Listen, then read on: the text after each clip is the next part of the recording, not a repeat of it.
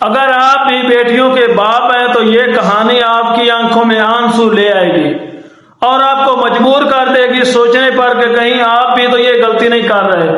इस गरीब किसान की बेटियों ने इसे वो इज्जत दी जो बेटों से कभी ना मिलती। ये सिर्फ कहानी नहीं, आपके लिए एक सबक है।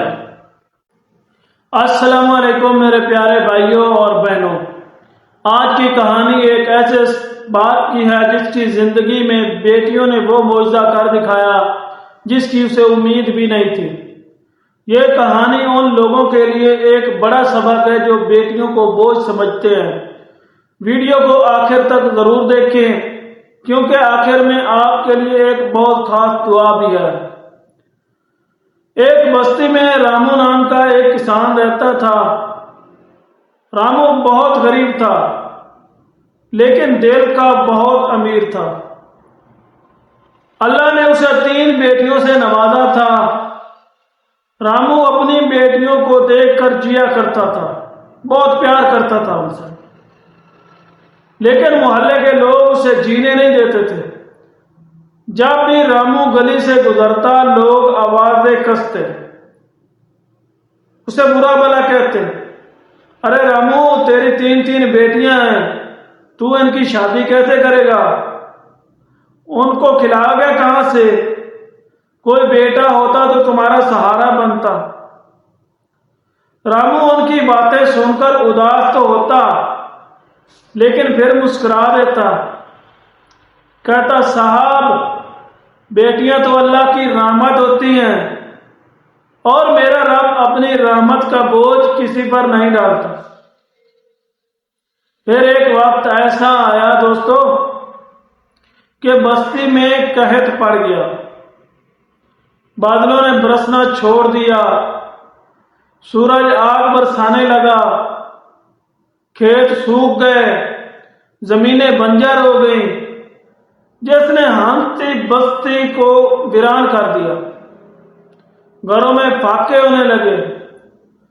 रामू के पास जो थोड़ा बहुत अनाज था वो भी खत्म हो गया। एक रात ऐसी आई कि घर में दिए जलाने के लिए तेल भी नहीं था, बच्चों को खिलाने के लिए रोटी तक नहीं थी। रामू की छोटी बेटी भूख से तड़प रही थी और उसकी बीवी जो है वो मुसल्ले पर बैठकर रो रही थी। रामू से अपनी बेटियों की भूख जो है वो देखी ना गई। वो रात के अंधेरे में घर से निकला और करीबी जंगल की तरफ चल पड़ा। वो रो रहा था और बार बार कह रहा था, या अल्लाह मैं तो गुनाहगार हूं लेकिन ये मासूम बच्चियां तो तेरी रहमत है। तूने कहा था कि तू हर जीवों को रिस्क देगा। मौला आज मेरी बेटियों की लाज रख ले।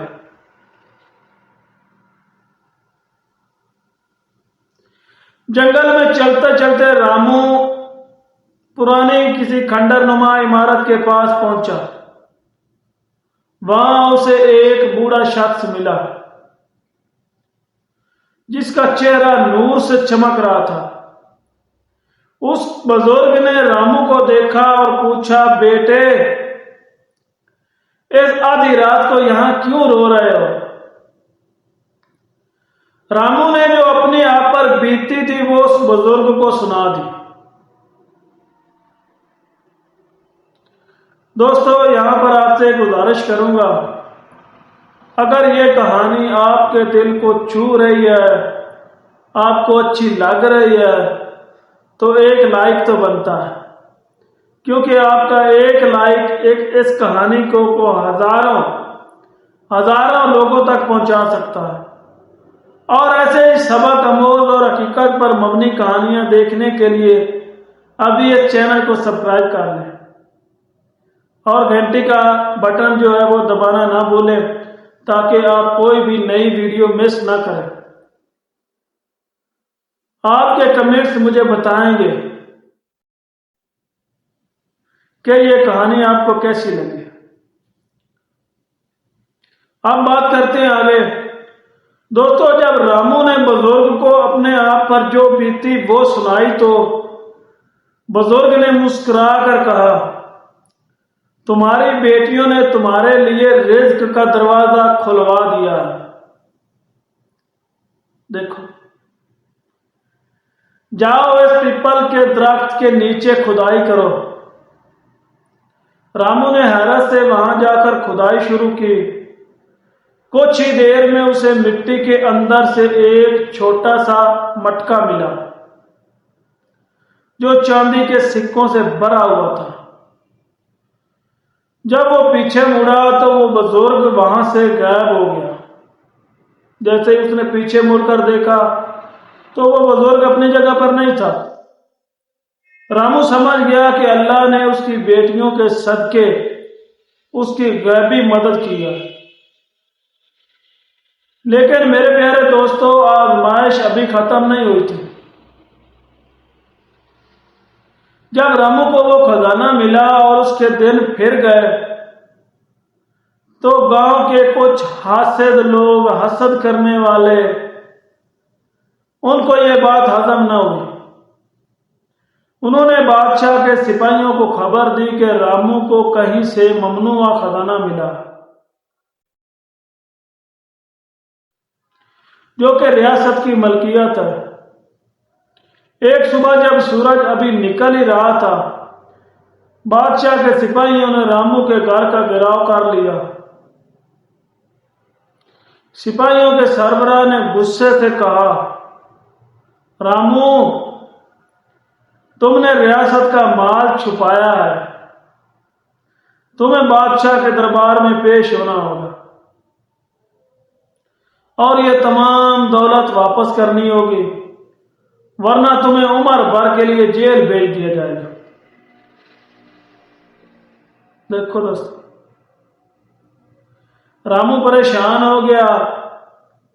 उसे अपनी गिरफ्तारी से ज्यादा अपनी बेटियों की फिक्र थी। लेकिन उसकी बड़ी बेटी, जिसका नाम जैनब था, वो बहादुर और ज़हीन थी। उसने अपने बाप का हाथ थामा और कहा, अब्बा जान, आप घबराएं नहीं। अल्लाह ने अगर रास्ता दिखाया है तो वो बचाएगा भी। सुने दोस्तों, हमें बादशाह के पास ले चलो, मैं खुद बात करूंगी। जब यह गरीब किसान अपनी तीनों बेटियों के साथ बादशाह के दरबार में हाजिर हुआ तो पूरा दरबार भरा हुआ था। बादशाह ने गरजदार आवाज में पूछा, रामू, क्या यह सच है कि तुम्हें कोई खजाना मिला है जंगल से? रामू कुछ बोलने ही वाला था कि जैनब, जो उसकी बड़ी बेटी थी, वो आगे बढ़ी। उसने कहा, आली जा, खजाना मिला है, लेकिन वो मट्टी का नहीं है। वो तो उस दुआ का सिला है जो एक मजबूर बाप ने अपनी भूखी बेटी के लिए मांगी थी। अगर ये रियासत का माल है तो आप शौक से ले लें, लेकिन क्या इंसाफ ये कहता है कि एक बाप अपनी बेटियों को भूखा मरते देखे?